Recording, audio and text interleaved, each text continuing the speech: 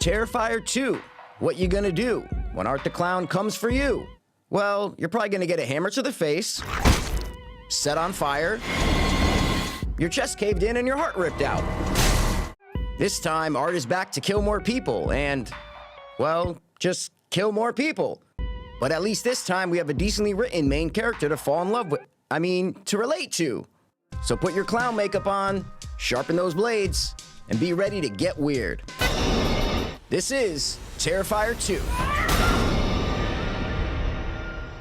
Dude, no cursing. No cursing. What did you think of Terrifier 2? So Terrifier 2, the first one, not the biggest fan of the movie because it lacks story. It was kind of a practical effects reel, basically, the first one. This one, thoroughly enjoyed it. Did it outstay its welcome? Absolutely. Should have left the party a little bit sooner. But I did have a super fun time with it, and I actually connected with the main character, and I thought it was Psycho Gorman-esque in a way. So it's definitely levels and levels above the first one, without a doubt. What did you think about Terrifier 2? I hate to say it, but I absolutely agree with you. And Okay. I really did enjoy the movie. This one, it has character development. It has a story. Take away the fucking 80,000 minute fucking runtime. You swore twice. So I'm gonna cut 4 minutes. You swore twice in the span of 5 seconds. Because this is still your opening opinion. You've been going on for a long time. I'm starting to sweat from laughing. Twice in 5 seconds. It's gonna just look so different because my eyes are like tearing compared to, it's gonna just cut to it. But this one actually had. I was ready. You're really weird, you know that? I like this. I liked it. And make no bones about it, this movie is a low budget throwback to 80s movies and practical effects. It's made on a $250,000 budget. It's already made past like $10 million. So that's a success. When I was watching the movie, I said, oh my God, like this is probably worth, I don't know, $1 million or $2 million movie. That's what I was feeling. And then I read the articles and everything about how it's only 250 grand. And I'm like, not sure if I believe it, but I guess I have to believe it because it's on the internet, right? So no, it's real. If it's on the internet, it's real. So we pick back up with Art the Clown, but this time we focus on a family, which I liked, man. I really did like. You connect with the characters. That's all you want. And then, obviously, we're coming to this movie to see the gore and the weird, sick sense of humor of Art the Clown, another silent killer. Doesn't say a word. Never. Couple grunts, couple growls, but no words. But I knew going into watching the movie, oh, like this is a gore fest. People are passing out in theaters. Yeah. So I was like, all right, bring it on. Doesn't really bother me. I'm not bothered by movie gore like this. I think that was an internet promotional article, I think. I really do think that was a ploy by the producers to get buzz around the movie. There are some nasty parts. There are some really gory and nasty parts, but I don't know. If you love practical effects, the way that they do it, it's not in like a serious way. It's not a devastating and depressing, death. Even one of the most gruesome ones, the girl's best friend is on the bed and the mother walks in. Like that should be a horrifying, deeply disturbing thing, but I laughed. Like I was laughing when I saw it. So I guess it depends what kind of horror movie person you are. Sure. But it is gory, and it does keep getting gorier as the movie progresses. And that's what these movies are. They're practical effects reels almost, but this one at least had a story in it. So I did like that. Absolutely. And I mean, back to just special effects and gore. Yeah. Like you think about like a movie like Martyrs. Yeah. Right? And you just go, ooh, that's it's too real. Too real. This is more like it's comical. Like you get the bright reddish orange like splatter. Maybe I'm correct. I don't know. I'm colorblind. Doesn't matter. But it's just, it's a little bit like they're having fun with it. Yes. You could tell there's a team of people being like, oh, it'd be cool if we do this and do that. Whereas other ones, you're just like, they want to make it almost realistic where you're like, oh my God, I shouldn't be watching this lady get her fucking scalp peeled. I gave this one more respect because I was like, oh, they upped the practical effects and it doesn't feel like it should be a short film. But this film should be shorter, but it doesn't feel like it should be a short film. It needed to be a feature. Absolutely. This is all a spoiler-free review. We're going to get into it more when we do our audio-only podcast. Click the link in the description. We'll get into the stories and the problems that we really did have. This is a spoiler-free one. I got to tell you, the main girl, I thought she did a great job acting. Absolutely. As it gets towards the end and she really has to act and emote, I'm like, holy shit, this is great. She was the best part of the movie for me, man. Did her own stunts because she practices martial arts, so she did her own stunts. Love the costume. And you know what? I hate the digital look of it.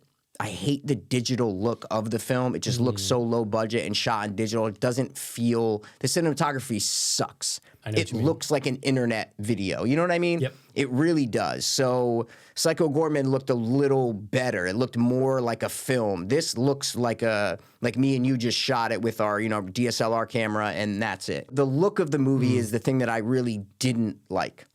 Yeah, I mean, I would say, look, the length is the biggest downside for me in this movie. And now let me ask you, because obviously the story, guys, is nothing special. It's Art going around killing people, and our sister and brother are the two main characters, and they wind up meeting with Art the Clown to battle and have our climax. So that's the story. But when would you say that the movie was dragging for you? I'm curious because I have a specific part where I was like, oh yeah, this could have been cut. Like, because you're saying it's too long. Sure. Where would you, without spoiling, cut? Sure, without spoilers, I think by the time she got to the Halloween party, it's like an hour and a half. And I think just around that time, after that, everything with the friend, I'm like, oh my God, this is just going on for way too long. Like, it already felt like a long enough movie. Okay. And there were still 50 minutes left. What about you?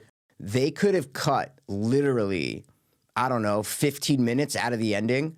There's a whole sequence at the end that should have just been cut. It gets way too vague, way too mystical and supernaturally. And I'm like, you're trying to represent this fallen angel. I get it, but that should have just been cut. And it should have been just a final fight between her and Art. So there's a sequence in there that literally 50 minutes, chop it, take it out. That's my biggest gripe. If it was like an hour and 50 minutes, see you later. Perfect. I'm with you. No, that's a good point. Yeah, the third act, the end of the third act does go on forever. Yes, the end that's of a good point. 100%. Yeah. One thing that they did do in this is they had Art in the first 10 minutes. He's in a laundromat and he sees a little girl dressed up as him, kind of. And I'm like, what? This is not real. Like, what are they doing? This is so stupid. Boom, turns out it's in his head. And it's like his alter ego kind of thing. And I'm like, oh my God, that's awesome. I was like, if this is a real girl, I'm going to hate this movie. Like, what are you doing? That's funny, though, because I didn't take it as that. What do you mean? She's definitely, I don't know about an alter, well, because other characters see her. Well, yeah, but that's like Art's like supernaturally, like vibe in this one. But she was probably the little girl who was killed at the circus. It's in that newspaper article. Yeah, but why does it have to be her? Okay, all right. It's in Art's head. There's just no question. Okay. You took it as what, though? I'm confused. That was actually the little girl for like one of his past victims. What was it, is what I'm trying to ask you. What was it? Is that what you said? What did you take it as? I took it as a past victim, and she's now part of, like, in the same way that the girl, I don't know, what's her name from the first one? Victoria is like, that little girl might become like a Art. But yeah, but she's not alive, though. You know that, right? 100%. Okay. Oh, 100%. I think Okay. she's dead. I think she's dead. I think she's a girl. She could be like a ghost. She could be like some type of entity. I don't know. But I think it's just, it was too closely tied to, there's a girl who died at a circus. Yeah. They showed her a picture there. It's a little blonde girl. Now here's another little blonde girl. Yeah. That our characters can see. That very well could be her. Yeah, but it's little. But see, and that's a problem with it, is that nothing's explained with Art. So this was a big problem at the end of the first movie. Spoiler alert. Do you remember how the first movie ends? Yeah, of course, the gunshot. So he puts a gunshot to his head, and I always thought, and even when I rewatched the first one, I go, oh my God, yes, he's a clown. It's a gag. He set up, and that the blood was going to explode from the back of his head, and it was a fake. He didn't, so it was a blank. And I'm like, that's a great way. And no, that's not what happens. He just goes to the morgue, and then he actually rises up. So he is supernatural. So I wish, dude, that would have been such a great gag if he fucking shot himself in the head, but it's not a real bullet. So, but he's way more supernatural in this. He has Very. that creepy girl that's like his, partner in crime, imaginary friend. He talks to her. He talks through her. It's way more supernatural in this one. But yeah, I recommend it. But you have to be in the right kind of state of mind to watch it. No, for sure. And it's like you should obviously have seen Terrifier to see Terrifier 2. I know this sounds kind of stupid. I but you totally should've. disagree. Really? You can literally throw this movie on, no problem. I mean, it 'Cause does they pick up from the beginning. They explain everything with the talk show. Yeah, the brother and sister do explain too about the killer last Halloween. Okay, all right. But I recommend it for sure, absolutely. I mean, Definitely get into it, suck it, gore it.